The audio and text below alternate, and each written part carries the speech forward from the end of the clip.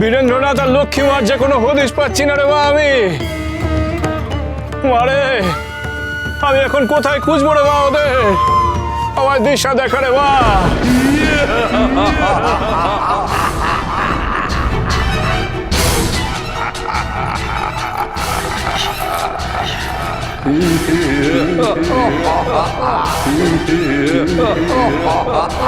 এবার এবার তুই মরবি না না, আমি আমার স্বামীকে হত্যা করতে দেব না, কিছুতেই না।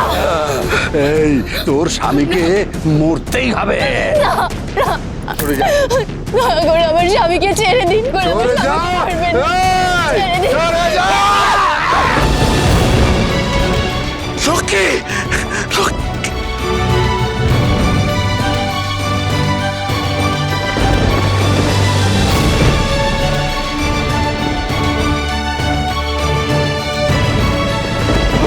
এবার তোকে শেষ করার সময় এসেছে।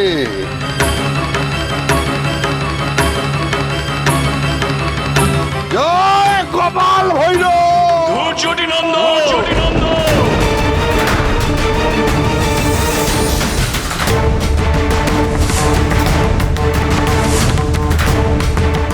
বামদেব, তোর এত বড় সাহস দুর্যোটে যে তুই আমার বড় মার ভূমিতে মাকে অবমাননা করিস, 100টি নারীকে তুই হরণ করার চেষ্টা করিস। তুমি আমায় আটকাতে পারবে না বামদেব। লক্ষ্মীকে আমি হরণ করবই করব। তাই এত শক্তি তো দেখ দেখ তবে আমি কি করি শালা।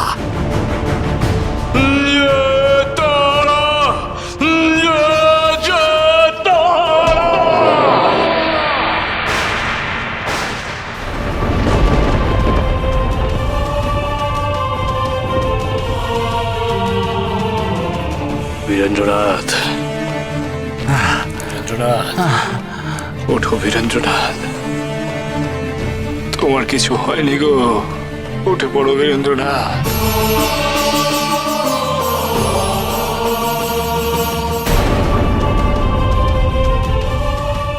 ওঠো, ওঠো দেখি।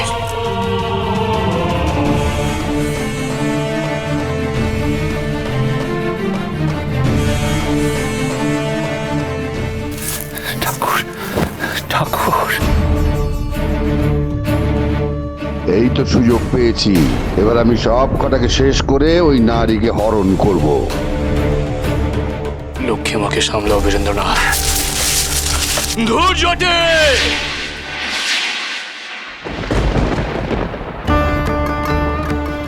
বামদেব,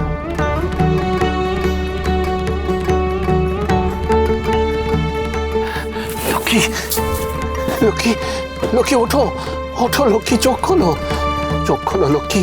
দেখো দেখো দেখো কে এসেছে, ঠাকুর এসেছে। লক্ষ্মী ওঠো। লক্ষ্মীবা, চোখ খোল রে লক্ষ্মীবা, উঠে বস।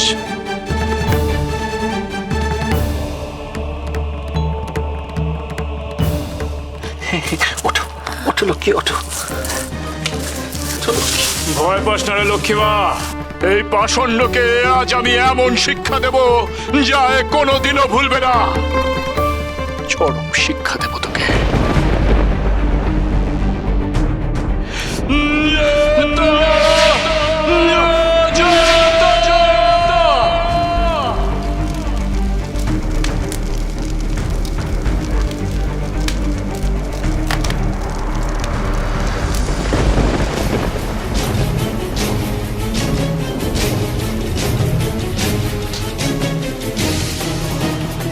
বামদেব, মূর্খ দুর্যোটি নন্দ, তুই যদি এখনই এই স্থান ত্যাগ করে না চলে যাস তবে এই আগুন তোকে পুড়িয়ে খাক করে দেবে। লক্ষ্মীকে আমার ভৈরবী করবই করব। তুমি আমায় আটকাতে পারবে না। সাবধান কাপালেক, নিজের বিপদ তুই ডেকে আনিস না। চলে যা, চলে যা, নইলে আমার বড় মার রোষে পড়ে তুই ভস্ম হয়ে যাবি। কালকের মধ্যে লক্ষ্মীকে হরণ করে আমি চরম প্রতিশোধ নেব।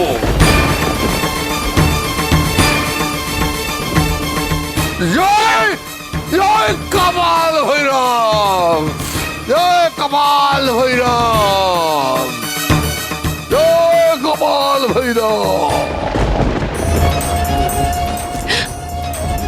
ঠাকুর ঠাকুর, আজ তুমি ঠিক সময় না আসলে ওই শয়তান কাপালিক আমার আমার স্বামীকে শেষ করে দিত। ঠাকুর, শেষ করে দিত। কাঁদিসটা রে মা অন করে। আমি থাকতে তোদের কখনো কোনো ক্ষতি হতে দেবো না রে। তবে শোন রে মা, তোরা দুজন আজ মহলে ফিরে যাবি না, তোরা যাবি আমার সাথে শ্মশানে।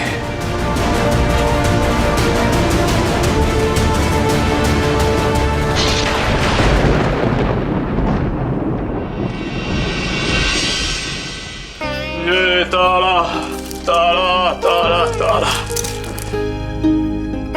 ঠাকুর গো, এই দেখো দেখো, ভোর হয়ে গেছে।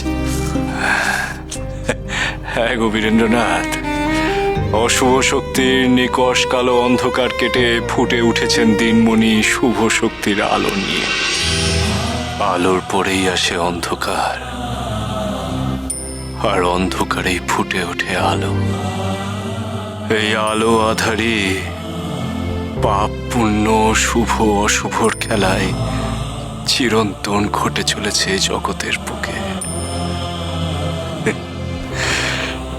তারা তারা চলো গো, তাড়াতাড়ি পা চালিয়ে শ্মশানে চলো, সেখানে গিয়ে আমাদের বসতে হবে। ঠাকুর, আমি বলছিলাম অগ্রাণের উৎসব থেকে আমরা ওই পোড়া মন্দিরে কাপালিকের আস্তানায় চলে গেছিলাম। তারপর ওখান থেকে এখন আমরা শ্মশানে যাচ্ছি। কিন্তু দিদি, বড় ঠাকুর, ওদের কাউকে তো কিছু বলা হয়নি। ওরা নিশ্চয়ই আমাদের জন্য চিন্তা করছে। ঠাকুর, আমরা কি একবার মহলে যেতে পারি না? তাহলে ওদের দুশ্চিন্তাও দূর হবে। চলো না ঠাকুর, আমরা শ্মশানে যাওয়ার আগে একবার মহল হয়ে যাই। না রে লক্ষ্মীমা, এখন ওখানে যাওয়া যাবে না। আমরা যদি মহলে যাই তবে ওদের ওপরেও বিপদ ঘনিয়ে আসবে।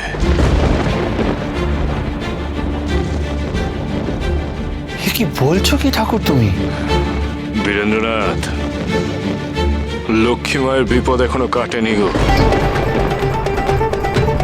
লক্ষ্মীমা যেখানে যাবে বিপদও তার পিছু পিছু সেখানেই পৌঁছবে। তাই তোমাদের থেকে পরিবারকে আলাদা রেখে আমাদেরকে এগিয়ে যেতে হবে শ্মশানের পথে। চলো গো। তার মানে এই সব বিপদের মূল কারণ আমি? আমার জন্য এই সব কিছু ঘটছে?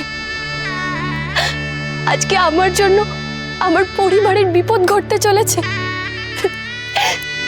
তাই আজকে আমাকে আমার পরিবারকে ছেড়ে থাকতে হবে। না না না লক্ষ্মী, না, এভাবে কেঁদো না লক্ষ্মী।